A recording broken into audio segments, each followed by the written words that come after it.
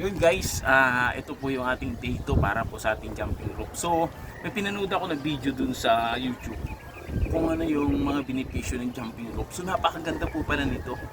So, sa ibang pagkakataon, ipakita ko po sa inyo yun, mga benepisyo. So, may 10 na diniscuss doon kung gaano kaganda yung jumping rope.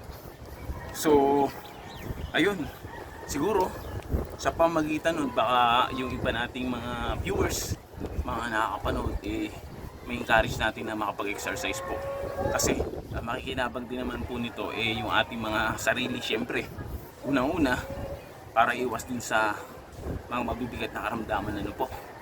Yun. So ngayon ito yung date natin, so ano na tayo.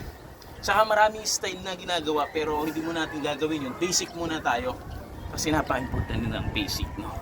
Parang sa math, basic dyan, siyempre yung additional, subtraction, multiplication, saka division. Dapat alam mo yung basic na yun.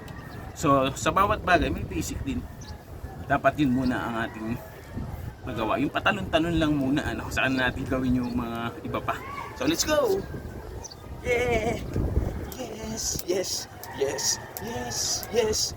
1, 2, 3, 4, 5, 6, 7, 8, 8, 7, 6, 5, 4, 3, 2, and 1.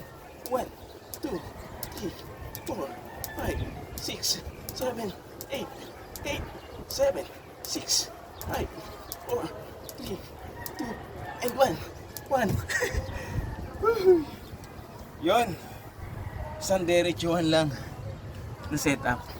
Pero dapat pala talaga nakaganyan, no? Para pag sumabit ko eh. Wow. Yan. So yun, naglalaba kasi ako ngayon eh. Siningit lang natin habang umiikot yung washing machine. So okay na yun. Sapat na yung mga ton. Maraming salamat. Ano ba yan? Dapat ganito. Yan, ganyan. Bye bye.